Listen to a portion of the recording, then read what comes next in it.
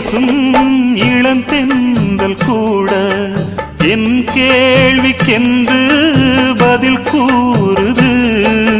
சொன்னாலே புரியும் உன் கண்ணின் மொழியும் உன்னாலே வந்து பதில் கூறு நீ.